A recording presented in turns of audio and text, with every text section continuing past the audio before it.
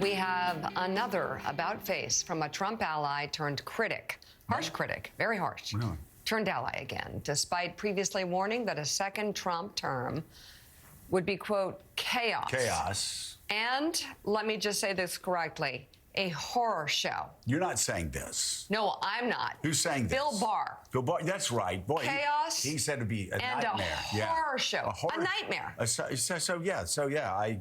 I'm sure he's going to be campaigning for President Biden to try to stop this from happening. To try and avoid a horror show. A horror show. Who wants chaos and a horror show in the White House? Former Attorney General Bill Barr now says he plans to vote for Donald Trump in November. What? Wait, but do these guys know that? I don't understand. Anyhow, in a Fox News interview yesterday, Barr was asked about this year's general election choices. Here's what he had to say. Given two bad choices, I think it's my duty to pick the person I think would do the least harm to the country. And in my mind, that's I will vote the Republican ticket. You will. I will support the Republican ticket. I think the real danger to the country, the real danger to democracy, as I say, is the progressive agenda.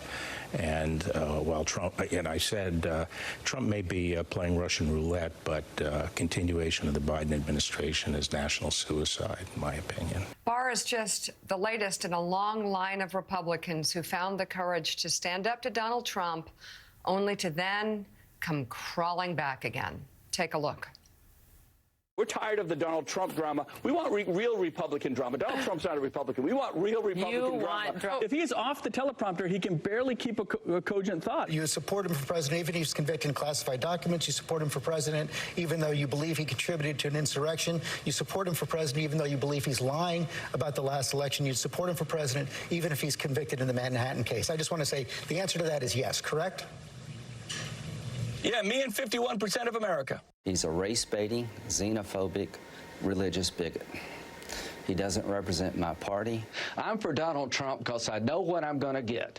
We need somebody that on day one can get this country back on track. Please help President Trump. If you can afford $5 or $10, if you can't afford $1, fine, just pray. If you got any money to give it. There is no way we are going to allow a con artist to take over the conservative movement, and Donald Trump is a con artist. You said it would be an honor to be offered a spot on his ticket. Really? Yeah, I think anyone who's offered the opportunity to serve this country as vice president should be honored. I think the country and the world was a better place when he was president, and I would love to see him return to the White House. I think really there's a sophomore quality that is entertaining about Mr. Trump. But I am worried. I'm very concerned about having him in charge of the nuclear weapons because I think his response, his visceral response to attack people on their appearance, short, tall, fat, ugly. My goodness, that happened in junior high. Are we not way above that? And would we not all be worried to have someone like that in charge of the nuclear arsenal? But I'm proud of the job Donald Trump has done as president. I don't always agree with him, but our occasional policy differences are far outweighed by our significant agreements. But more important than simple agreement is accomplishment. President Trump gets things done. The president bears responsibility for Wednesday's attack on Congress by mob rioters. He should have immediately denounced the mob when he saw what was unfolding. Can he count on your support? Yes. That's an endorsement. I will support the president. I will support President Trump. Would you be willing to serve in a Trump cabinet? In the right position. Look, if I'm the best person for the job, yes. I don't want to claim this guy. Donald Trump, if we're going to be honest, is a progressive. He supports eminent domain. He's supported tax increases before. He's donated $300,000 to Democratic candidates. So the fact that the Republican Party is now having to claim him is both unfortunate and, to me, inauthentic. I want my daughter to grow up in President Donald J. Trump's America.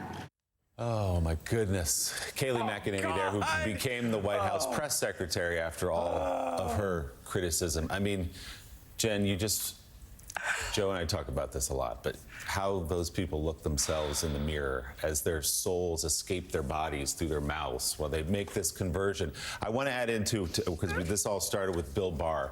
He's been extraordinarily critical of Donald Trump in the last couple of years, calling the attempt to overturn the election a grotesque embarrassment, saying a vote for Donald Trump is like playing Russian roulette with the country.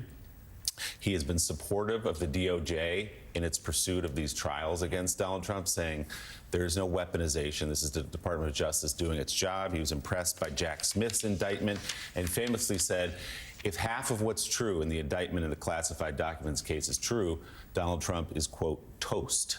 And yet here he is saying he's got my vote. I am shocked. You know, it's like, oh, we shouldn't be shocked. Like, of course, it's like the least surprising thing ever is, of course, Bill Barr comes back around and supports Trump.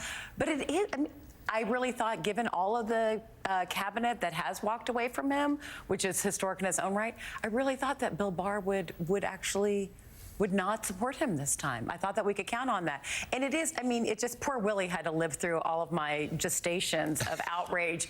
And watching that last, the clip of all of these cowards that eventually went his way. And I will never understand this, Willie. I will never understand this. I will never understand. It's not that great being relevant. You know, it's not, it's not, I will never understand how it is worth it to them.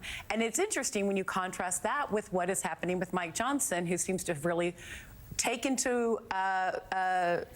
hold on him that he is the Speaker of the United States House of Representatives. You know, that meeting he had with President Biden and Mitch McConnell and Hakeem Jeffries and Chuck Schumer, where they and Vice President Harris, where they really gave him the business about, like, I'm not sure if you understand what we're doing here, but we're the United States of America and we stand up to Russia when they're being adversarial in this way.